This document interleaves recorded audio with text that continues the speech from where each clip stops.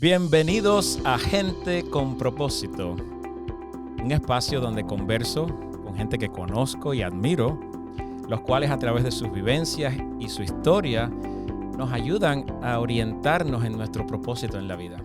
Hoy es un día sumamente especial. Tengo conmigo aquí en el estudio al doctor Juan Esteban González. ¡Qué placer! El gusto es mío, ese doctor suena bien, ¿no?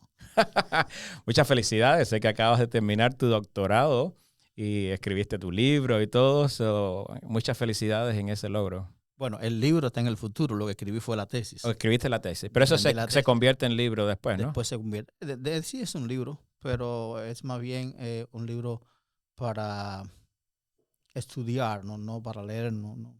Después de esa tesis, entonces que se saca un libro y se le pone el sentimiento, las historias y todas aquellas cosas que tocan e impactan vidas. Interesante. En cualquier momento conversamos sobre el libro, ya cuando estés cocinado sobre el libro. ¿Cómo te puedo decir entonces? Doctor, pastor, amigo. ¿Cuál sería la forma correcta de esta noche hablar? Como quiera que me llames, las tres son verdad, así que llámame como más cómodo te sientas.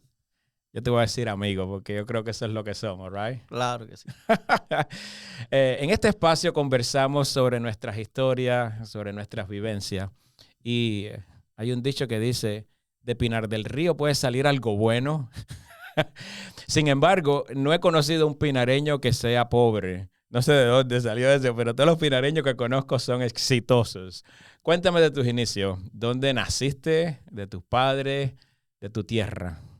Nací en el occidente de Cuba, en la provincia hermosa de Pinar del Río, con sus tierras fértiles, sus valles hermosos, sus montañas. En Pinar del Río puedes encontrar de todo, pero lo que más caracteriza a Pinar del Río no son sus bellos paisajes, sino su gente noble y trabajadora. Hasta poeta se puso el hombre. Claro que sí, porque también le puede poner inteligente y trabajadora, ¿verdad? Yo lo Gente creo, noble, yo lo creo. inteligente y trabajadora. Muy inteligente y exitosos. Pastor, el tema de este podcast es gente con propósito. Mi primera pregunta para ti es, ¿cuál es tu propósito en la vida? ¿Qué define a Juan Esteban González? Bien, creo que mi propósito en la vida es demostrar que sí se puede. Yo nací en un hogar bien pobre, donde se amaba a Jesús.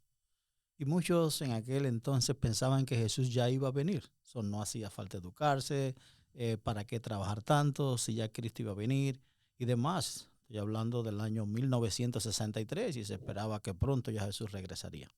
Sin embargo, siempre desde mis inicios tuve la impresión de que para ser cristiano no hay que ser pobre y que el éxito se logra con trabajo duro, pero también con inteligencia y educación. Le agradezco mucho a mi padre porque él siempre creyó en la educación.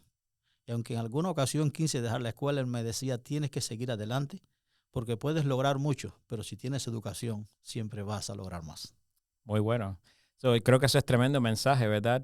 A los padres y a las personas que nos estén mirando en este momento de la importancia de la educación. La educación te da libertad para tener mejores opciones. Claro que sí. Una cosa es hacer lo que se le dice que debes hacer y otra cosa es hacer lo que sabes que debes hacer. Dios puede usar a cualquier persona con educación y sin educación, pero cuando tienes educación, tu rango de labor e influencia se amplía grandemente y puedes impactar mucho más vidas. Amén. Cuéntame de tu familia, de tu linda esposa, de los dos nenes, que ya no son nenes, ya están crecidos, del nieto, que tuve el placer de estar en la presentación del nieto el sábado pasado en Los Peregrinos. Tienes una hermosa familia, cuéntame. Bueno, quiero decirte que siempre amé mucho a Dios desde que mi niñez. Nací en un hogar cristiano, me llevaron a la iglesia, supe lo que era desafiar a toda una organización comunista por ser adventista.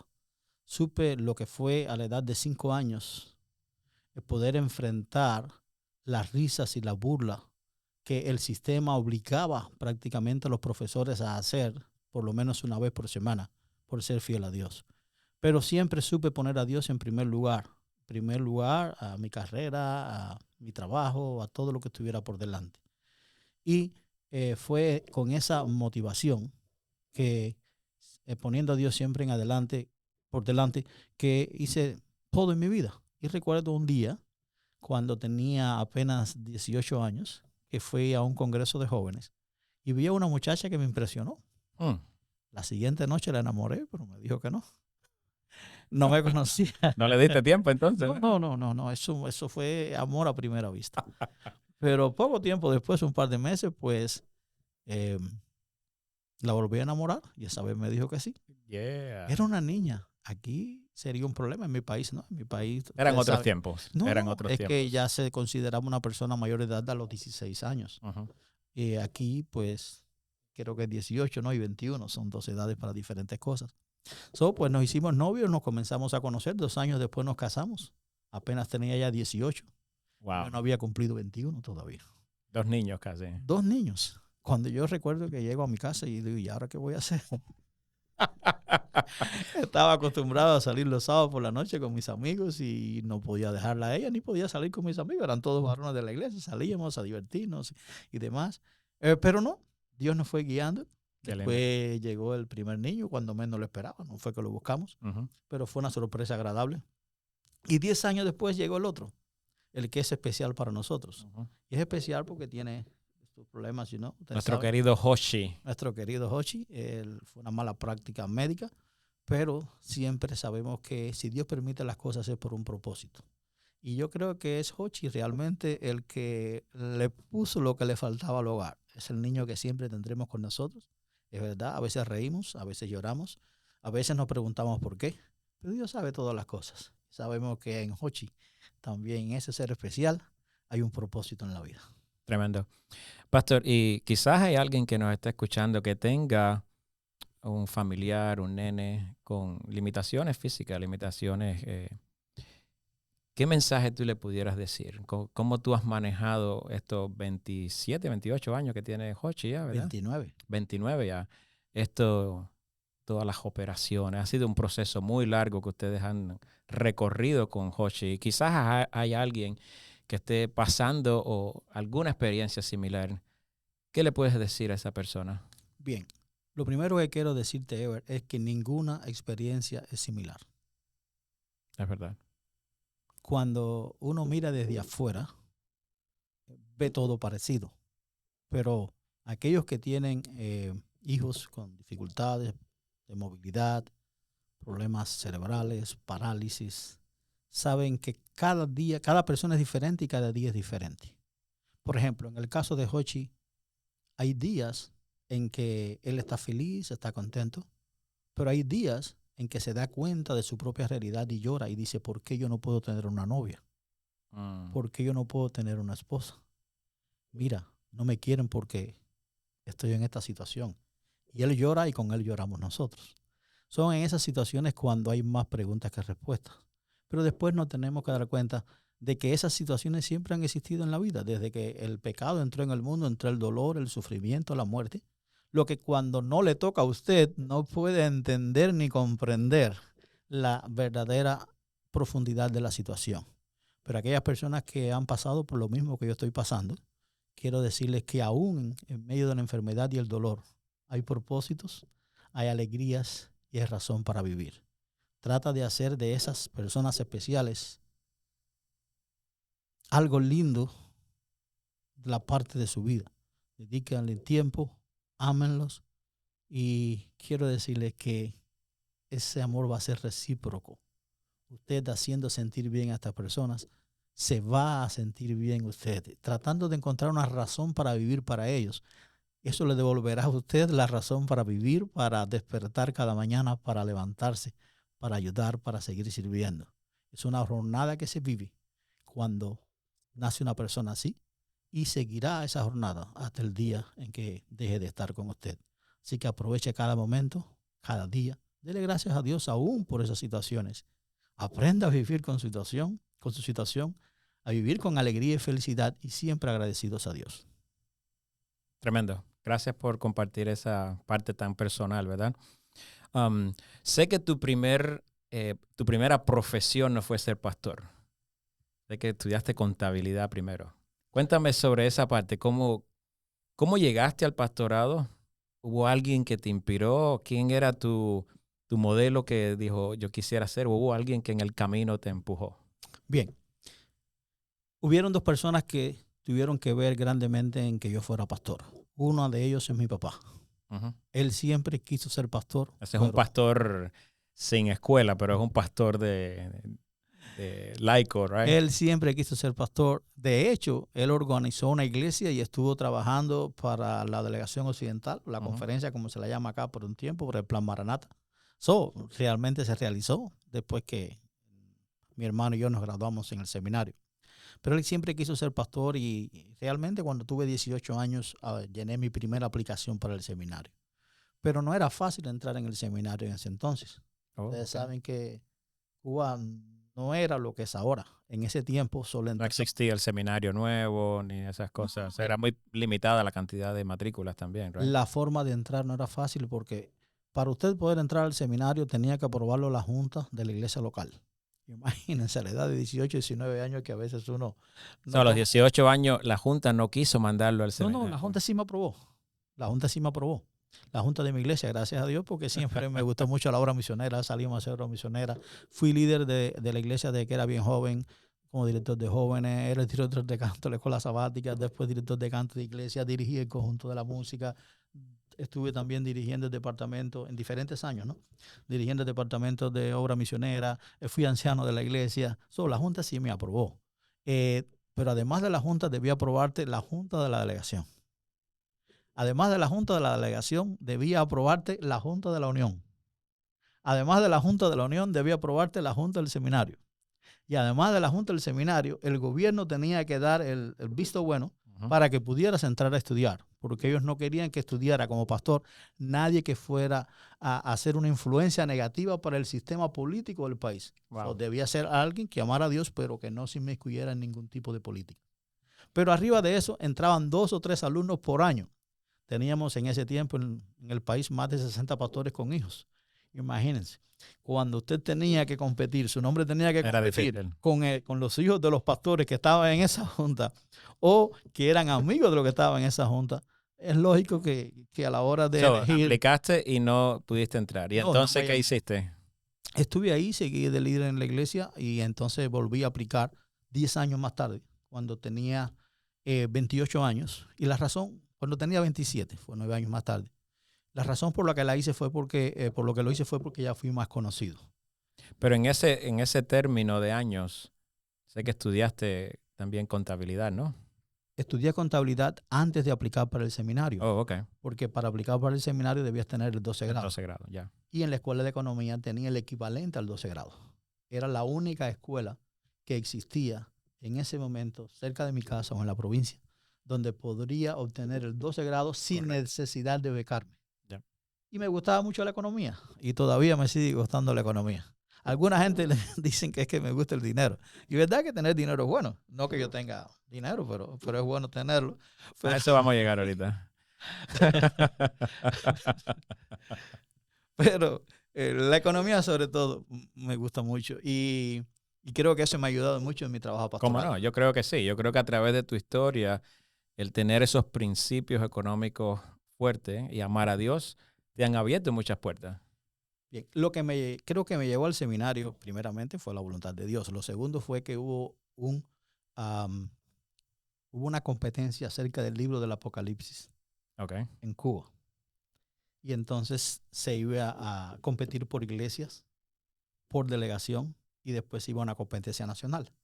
En esa me preparé bien para ese encuentro y gané en mi iglesia, gané en la provincia, en la delegación, y quedé en segundo lugar a nivel nacional.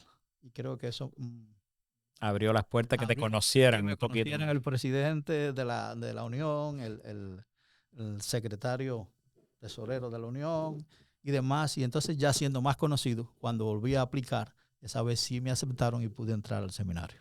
Ya para ese entonces estaba casado, ya tenía Estevita. Jochi vino después, saliendo del seminario. Veo que casi a los 30 años estás saliendo del seminario y una de las iglesias que tuviste en La Habana es Marianao. Para los cubanos saben que Marianao es una de las iglesias más grandes de La Habana y también ese tiempo casi estabas trabajando en la delegación. fueron esos desafíos que encontraste cuando llegaste a una iglesia como Marianao, un pastor de Pinar del Río, joven, no estabas mucho tiempo graduado? Cuéntame de alguna experiencia de ese tiempo. El problema es que a mí me gustan los desafíos. Yo sé. Y son las dificultades las que me hacen crecer. A través de mi vida, siempre he agradecido más a la gente que me critica que a la gente que me halaga. Porque cuando la gente me halaga, me siento cómodo y no busco perfeccionar el trabajo que estoy haciendo. Cuando la gente me critica, no veo en ellos a mis enemigos, sino a alguien que tuvo la voluntad, el deseo, la capacidad o se arriesgó para decir algo negativo a la persona. Eso me hace analizar, no que siempre crea lo que me dicen, ni mucho menos, pero sí me hace analizar la crítica y son de esas críticas de las cuales aprendo y me puedo desarrollar y seguir adelante. Cuando salí del seminario me mandaron a trabajar a la provincia de Pinar del Río, a mi provincia, y allí estuve por año y medio. Al año y medio, ya Jochi había nacido, tenía su problema y yo mismo pedí que me trasladaran más cerca de los hospitales de La Habana. Y así lo hicieron. Ahí tenía a mi amigo el pastor Mejías, y él me dijo, lo que tengo para ti son los departamentos de la iglesia de Bauta para que te mudes. Allá en Cuba se le provee vivienda a los pastores cuando salen del seminario. Le dije, hermano mío, mi problema es Jochi. Donde quiera que me lleve, pues yo estoy contento. Y fui a vivir a los departamentos de una iglesia.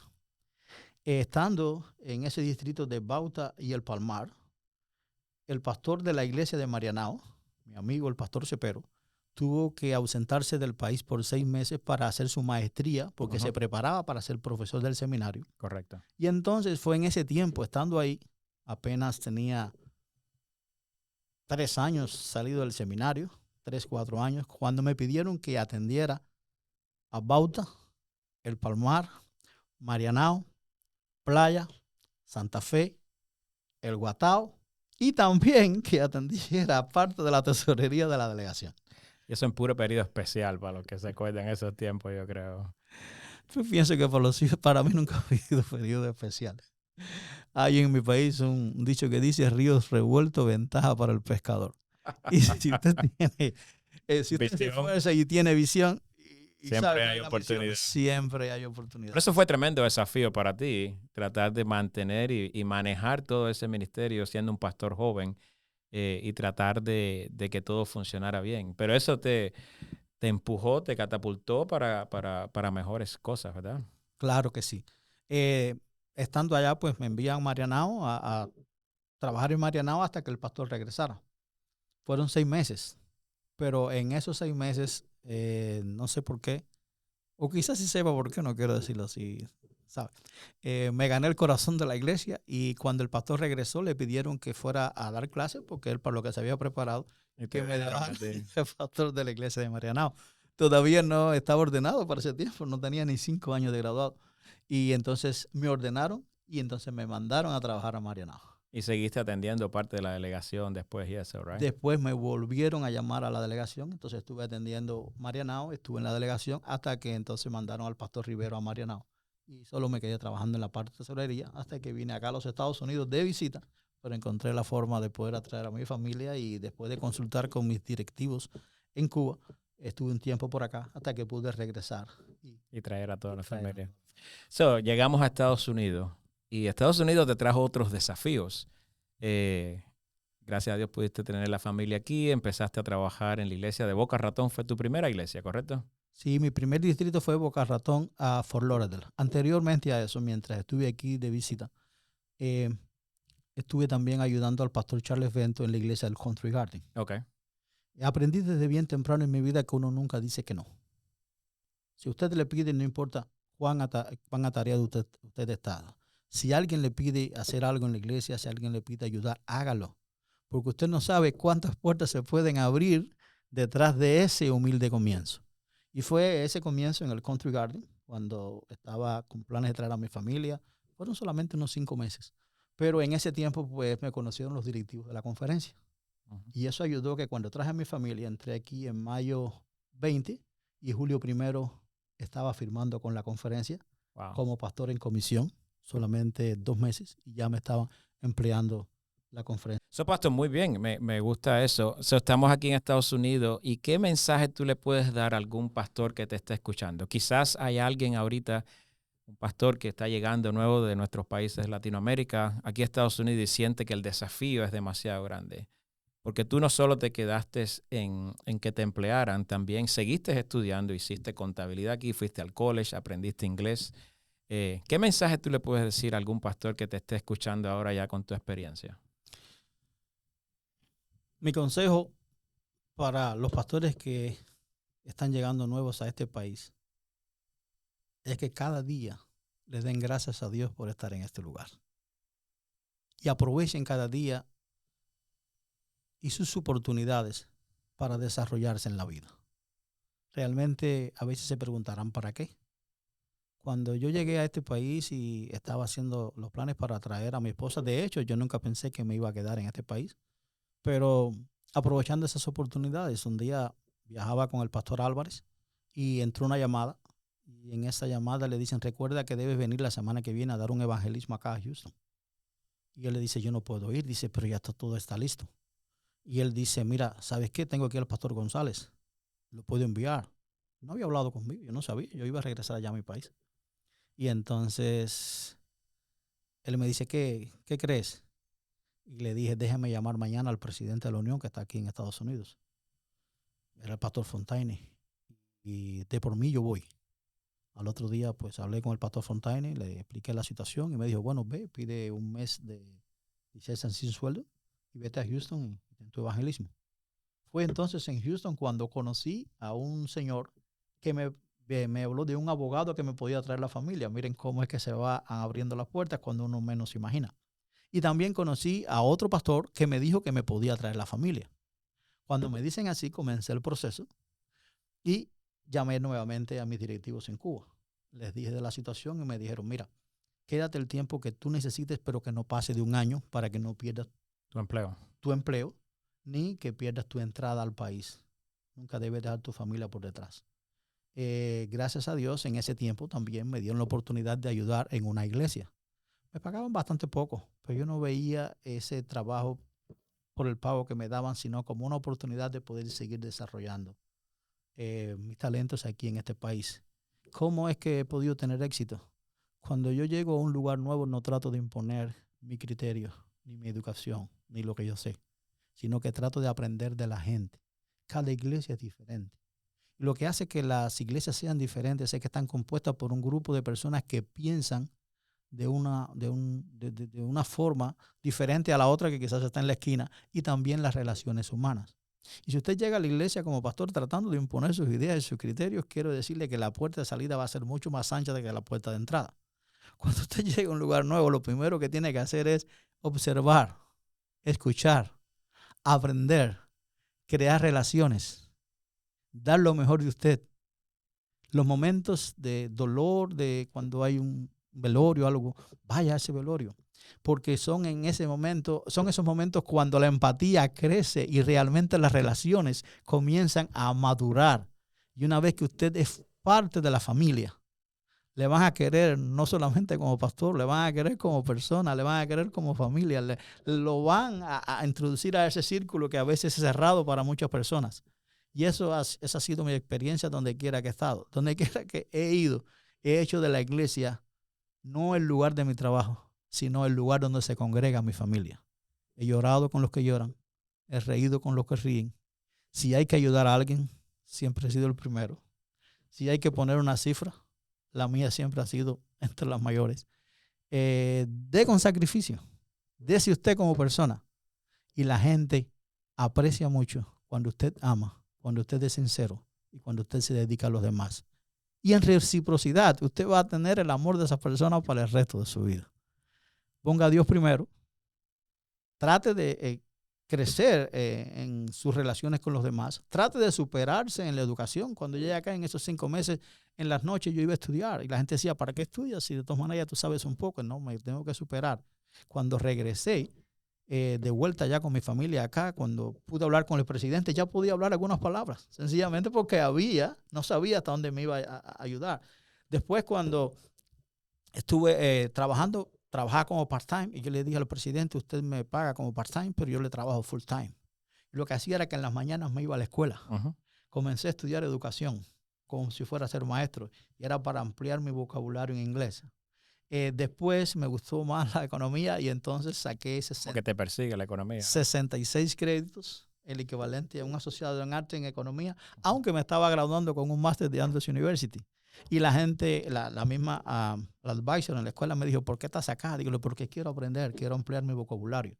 No sabía que años después me iba a ser el director de Trust Services. Y todos esos estudios en economía, los estudios en inglés, el background, estudiando psicología, sociología, matemática, todo lo que se estudia en el college, me iba a servir para poder comunicarme con la gente. ¿Cuál no ha sido mi sorpresa? Que cuando usted se deja usar por Dios, Dios siempre tiene puertas para usted. En este momento formo parte de 4 juntas de la división norteamericana. En este momento, ellos me llamaron, yo no he llamado a nadie. En este momento yo formo parte de la junta de la división, de la revisión del manual para toda la división. Para la división, no, para el mundo. Formo parte de la junta de planificación de Plan Giving and Trust Services de la división. Formo parte del subcomité de educación para lo que es Plan Giving y Trust Services. Tiene que ver con las clases, certificaciones, los workshops, todo lo que aparece en la página de la Asociación General y de la División Norteamericana en el departamento de Plan Giving and Trust Services. Eso nosotros pues lo discutimos y tomamos acuerdo. Y también formo parte de otra junta que esa la dirige el tesorero de la División Norteamericana y que también tiene que ver con el departamento de Plan Giving and Trust Services, pero también el de mayordomía, el de GCAS, que son el departamento que hace auditorías en todas las instituciones de la iglesia. Y sencillamente nunca pensé que iba a llegar allá, pero es que cuando usted se pone en las manos de Dios, el límite es el cielo. Yo estoy 100% de acuerdo. Cuando nos ponemos en las manos de Dios, el límite es el cielo, pero también he aprendido con tu historia de que no te has quedado de manos cruzadas. Cuando te dijeron que no en el seminario a los 18, estudiaste contabilidad, después estudiaste en el seminario, llegaste aquí, estudiaste en el college, hiciste un asociado, hiciste un máster en Andrews. Mientras tanto, hiciste aquí, recuerdo cuando llegaste a nuestra iglesia de Chiller, también hiciste la capellanía, hiciste todos los procesos de la capellanía y también terminaste un doctorado. Podemos decir que básicamente te has pasado mucha parte de tu vida estudiando. ¿Qué mensaje tú puedes decirle a un joven o a alguien que te está escuchando sobre la importancia de la educación? ¿Por qué has hecho lo que has hecho? ¿Y cómo puedes motivar a alguien a seguirlo haciendo? ¿Cuán importante es ese propósito en la vida? Para mí la educación forma parte de mi vida. No es algo que yo hago para obtener un trabajo, sino es algo que yo hago porque eso forma parte de mí. Como bien decías, cuando llegué acá había terminado mi maestría en Andrews University, pero pensé que no era suficiente. Hice 4 unidades de capellanía en diferentes hospitales. Yo recuerdo eso. Hice una en Ormond Beach, lo que es el hospital de Daytona Beach. También teníamos un hospital frente a la playa, allá en Ormond Beach. También después hice otra unidad de capellanía en los hospitales de Altamonte y Apopka. Después hice otra unidad de capellanía en el hospital de East Orlando. Estas unidades son de 6 meses, donde una vez a la semana tú eres el capellán de todo el hospital en la noche. Y también trabajas 6 o 8 fines de semana, sábado y domingo, en los hospitales. Y la última unidad que hice nuevamente estuve en los hospitales de Altamonte y Apopka. Eso me hizo crecer como persona, porque una cosa es ir a visitar a un miembro de la iglesia de vez en cuando, y otra cosa es cuando usted entra a un cuarto de una persona que está deprimida, de una persona que no quiere seguir viviendo, de una persona que quiere vivir pero la enfermedad no se lo permite, de una persona que quiere acabar con su vida. Son tantos los casos.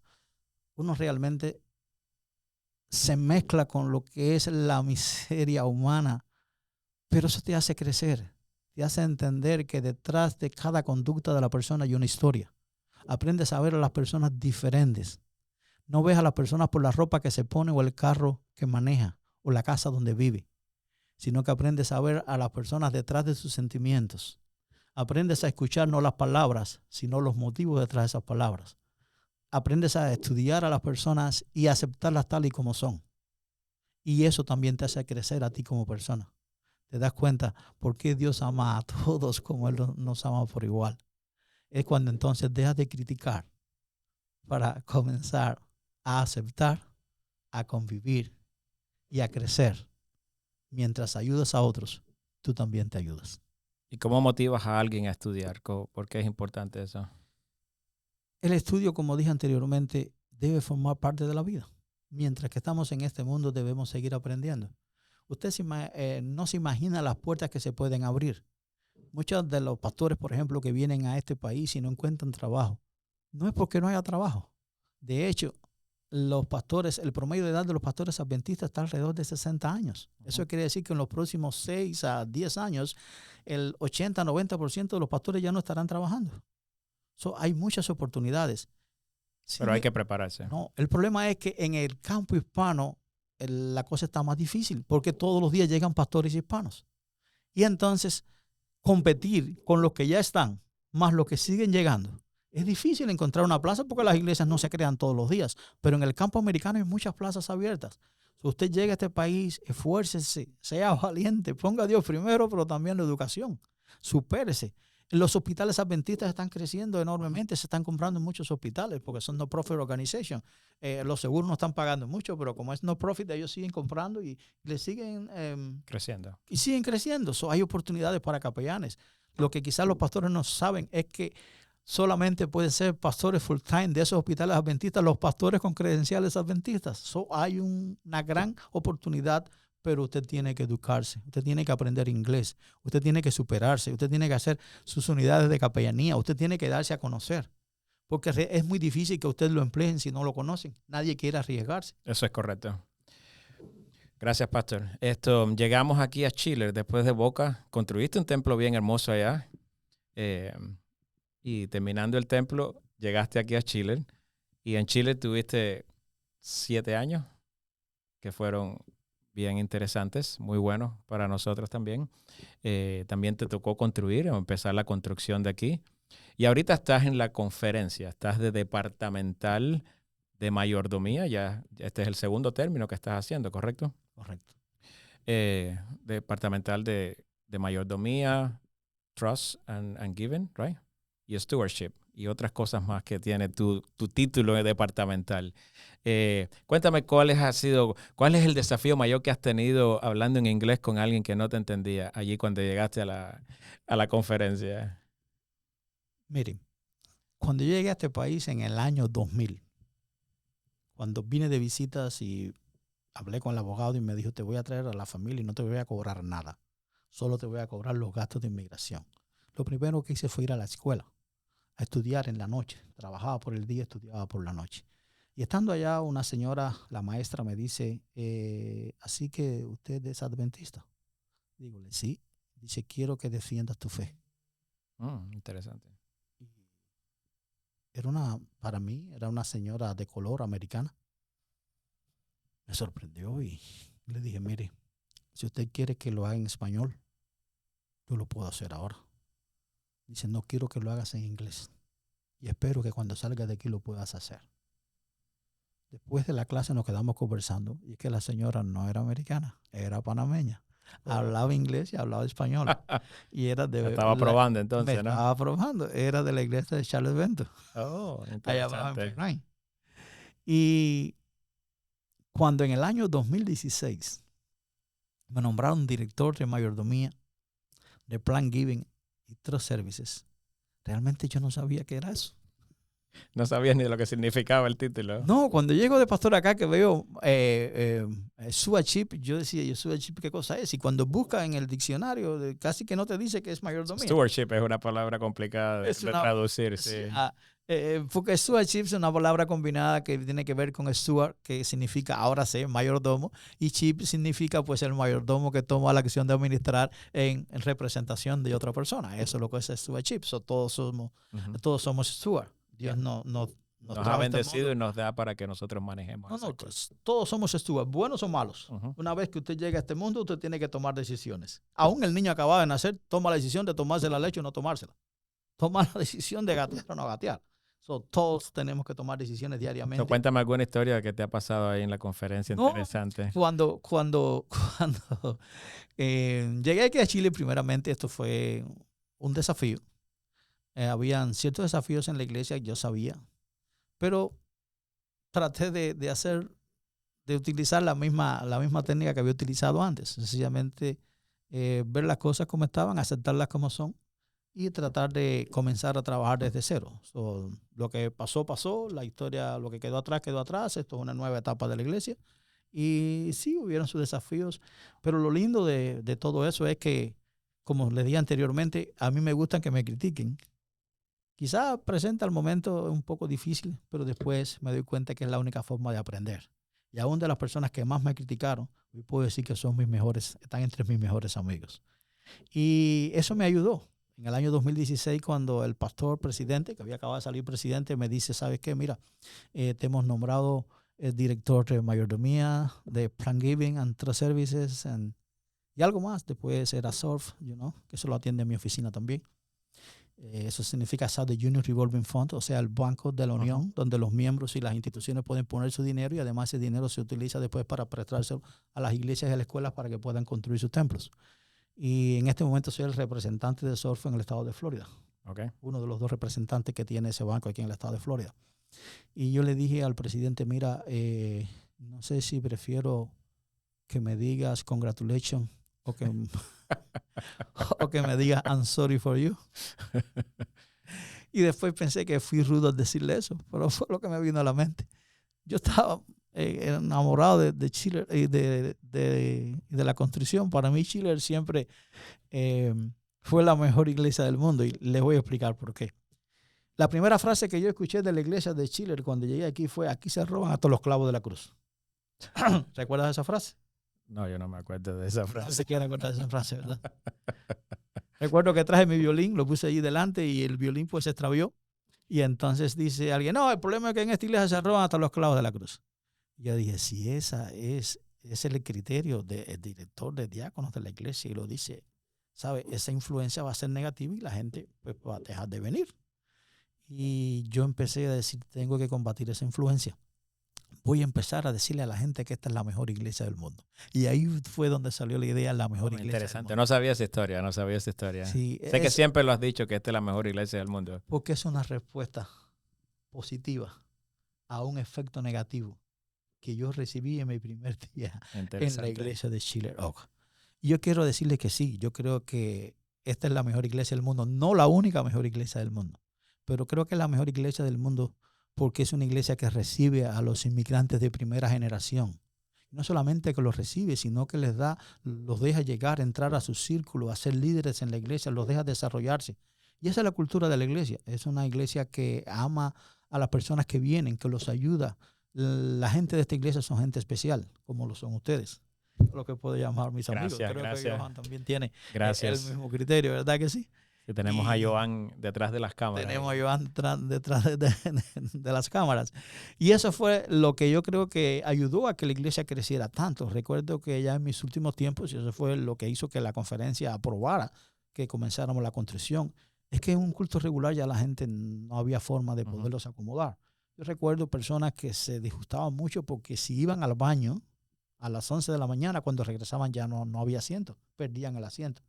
Y yo dije, tenemos que hacer algo más grande que esto. No había forma que la gente cupiera, porque era el ambiente, ese que existía en la iglesia, un ambiente positivo, donde se venía a adorar, a alabar el nombre de Dios, pero también a relacionarse con personas que piensan igual que usted y que van a hacer con tu misma cultura, una influencia y que van a hacer una influencia positiva. Y gracias a esa iniciativa tenemos un lindo templo que está a punto de terminarse e inaugurarse y creo que tu nombre va a estar allí en algún sitio. El tiempo ha volado, pastor. Hay una pregunta que es importante. Yo siento, como te dije al principio, que muchas de las cosas que tú tocas se convierten en oro. Dios te ha bendecido, ¿verdad? En tu ministerio en Cuba, aquí en Estados Unidos, en tu posición, con tu familia, en tu economía personal. Sé que eres un hombre muy afortunado y bien exitoso ¿Cómo tú puedes ligar el propósito que me mencionaste al principio con el éxito que logras en las cosas que te propones en la vida? Lo que yo hago es poner a Dios en primer lugar. Miren, hay días en que yo no veo las cosas claras. O sea, me levanto en la mañana y estoy pensando en alguna posibilidad de tener ciertas ganancias económicas, pudiéramos hablar. Y yo le digo, Señor, mira, yo no veo. Pues claro, yo no sé. Por favor, guíame. Y eso lo hago también con mi familia. A veces ningún matrimonio es perfecto y a veces pues la cosa está un poquito difícil y yo le digo, mira, Señor, ¿sabes qué? Yo no sé. Resuélvelo tú.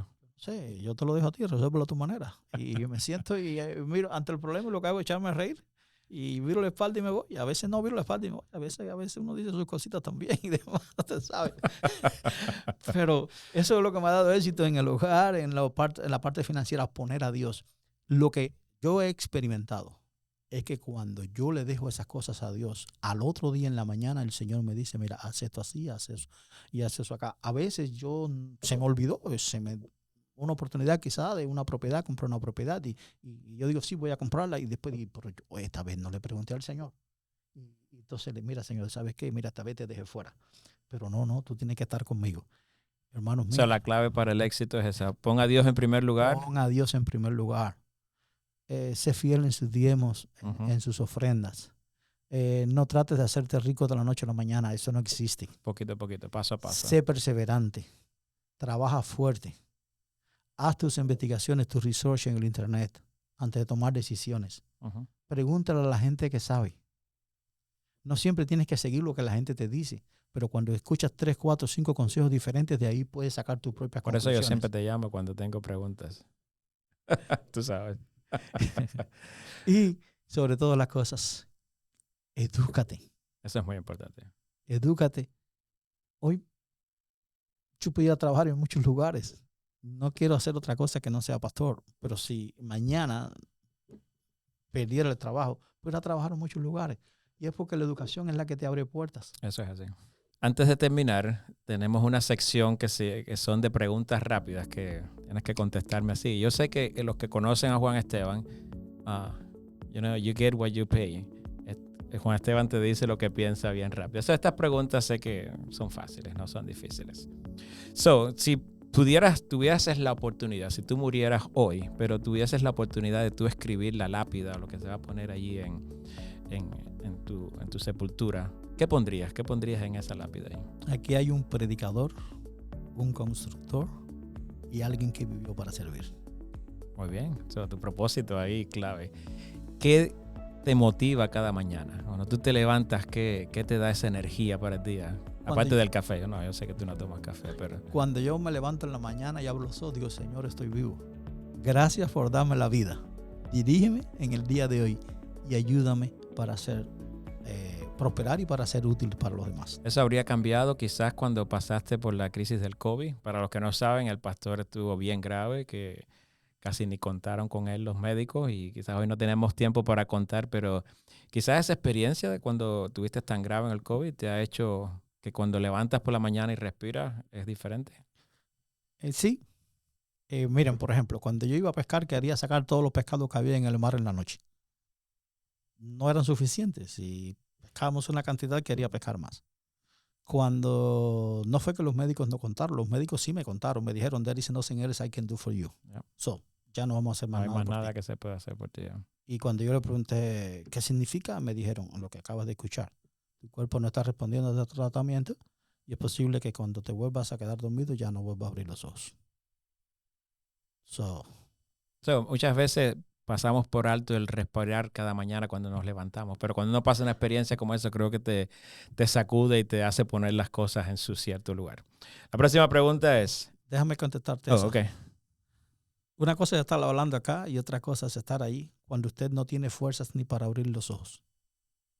Si usted se trata de cepillar la boca, tiene que parar porque no puede cepillarse la boca y secarse la cara al mismo tiempo. Energía para eso. No hay energía ni para lavarse la boca y secarse la cara al mismo tiempo. No hay energía para dar 3 pasos. Wow, tremendo. Usted sabe que su fin llegó. Cuando no solamente es el médico, sino el técnico viene y le dice a usted, pensábamos que lo ibas a hacer, pero desgraciadamente no lo vas a hacer. Y entonces cuando tú le dices a Dios, ¿sabes qué? Voy a seguir mi misma técnica de siempre. Yo no sé, me dice que me voy a morir, pero ahora ese es tu problema. Ya yo no puedo hacer más nada. Yo voy a hacer todo lo que esté. Que confiar en Dios. Yo voy a hacer todo lo que esté en mi poder para mantenerme vivo. ¿Sabes? La posición de la cama tiene mucho que ver. Si estás boca abajo, si estás de lado, si estás boca arriba. O sea, nunca estés boca arriba, dormir boca arriba cuando tienes COVID. Es la posición más cómoda, pero no lo hagas porque estás dañando tus pulmones. Y encomendarte a Dios. Pero gracias a Dios estás respirando todas las mañanas cuando te levantas. Por eso es que cuando yo vivo, gracias, Señor. Pero hoy estoy vivo. Gracias, Señor. Así que solamente el milagro de la vida. Ahora puedo comprender que cada día que uno amanece es un milagro. Amén. El milagro de la vida, eso me hace seguir viviendo. Otra pregunta rápida. ¿Cuál crees que es el mayor desafío que enfrenta la iglesia adventista hoy?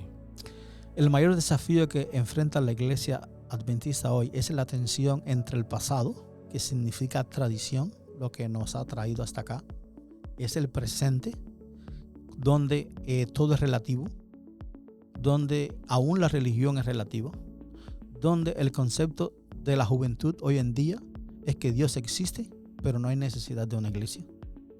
¿Cómo poder atraer a esos jóvenes para que formen parte de esta organización cuando hay personas que por su tradición les empujan fuera porque se visten diferente, porque se comportan diferente o porque hablan diferente? ¿Cómo poder proyectarse hacia el futuro con esto que estamos enfrentando hoy? Como decía anteriormente, el promedio de edad de nuestros pastores es de 60 años. Imagínense ustedes, entonces, ¿dónde está la juventud? Tú que estás en un lugar de liderazgo con todos los comités y tu propia posición, que estás aquí en la conferencia y todos los comités que mencionaste ahorita, ¿crees que es el interés de la iglesia en hacer cambios en esa dirección? ¿Crees que la iglesia está interesada, reconoce eso? La iglesia adventista en Norteamérica sabe que tiene que cambiar su posición. Y de hecho, el concepto de Alexander Bryan, el presidente. De la división norteamericana, es que las iglesias deben o tienen que dejar de hacer sus servicios dentro de sus cuatro paredes y tiene que abrirse a la comunidad. Tiene que ser más receptiva para que la gente venga. El problema que nosotros tenemos, más bien nosotros los latinos, es que traemos a la gente de afuera como están, pero votamos a los que están dentro si no se comportan como nosotros creemos que deben comportarse. Y es ahí donde esa tensión entre el pasado y el presente tienen que encontrar un punto común. Tenemos que enfocarnos más en la persona, en su historia detrás de él, y menos en las cosas externas que nosotros podemos ver. Tenemos que luchar para involucrar a la juventud dentro del liderazgo ahora. Si no involucramos a la juventud, solamente podremos sobrevivir donde hay inmigración, gente que viene de afuera, pero donde no hay inmigración, pasará y seguirá pasando lo que está pasando hoy. Nuestras iglesias están muriendo. Es triste, pero es la realidad. Esa es la gran realidad. Cuando usted entra a Midamérica, y no estoy hablando solamente de las iglesias blancas, estoy hablando también de las iglesias morenas. Hoy, el gran por ciento de las conferencias que crecen por la inmigración de primera generación que está viniendo de afuera. Cuando yo llegaba a la conferencia pensaban que todas esas personas de piel oscura eran americanos. Hoy, que trabajo entre ellos, me doy cuenta que la gran mayoría son inmigrantes de primera generación que vienen de las Indias, de las lo que se llama West Indians, que son las islas del Caribe, muchas de las islas del Caribe. Tremendo. Contéstame con una palabra que te viene a la mente cuando te menciono estas cosas. Pastor Mejías. Amigo. Boca Ratón. Mi familia. Yo pensé que era Chile. Marianao. Mi escuela.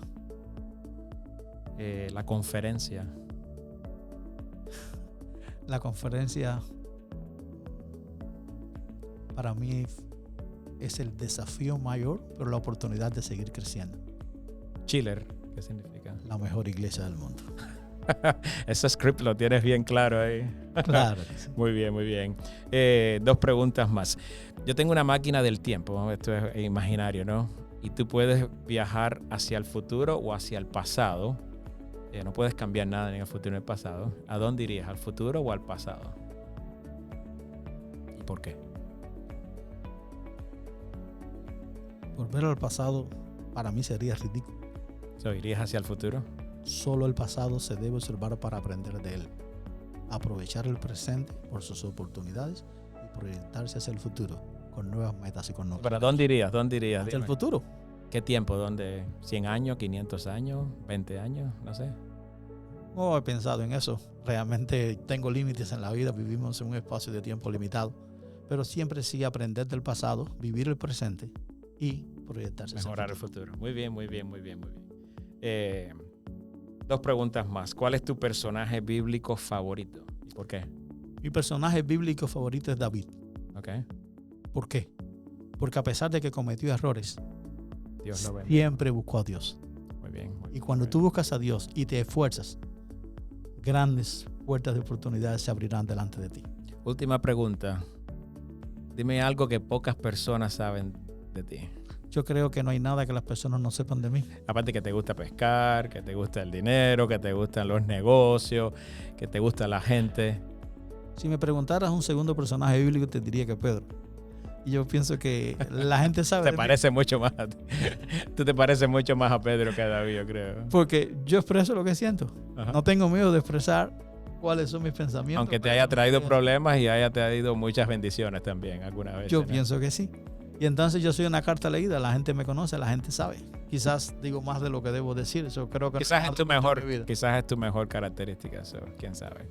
Pastor, ha sido un gusto conversar contigo. Un mensaje final antes de terminar, el tiempo ha volado, de compartir, de motivar a alguien. Esta no es oportunidad de predicar, simplemente es conversar con alguien, decirle, vale la pena tener propósitos en la vida. Hermano mío, esfuérzate en todo lo que haces. Trata de ser el mejor. Trata de ser el mejor en tu lugar de trabajo, en tu lugar de estudio. Proponte metas en tu vida, metas altas. Sueña, porque el que sueña siempre tendrá la oportunidad de crecer y de ser una bendición para los demás. Encomienda a Jehová tus caminos. Espera en Él Y él hará. y Él hará. Gracias a todos por sintonizar y escuchar este podcast, este video, esta conversación con mi amigo Juan Esteban González, y esperamos que te sirva de algo y nos vemos la próxima ocasión. Gracias.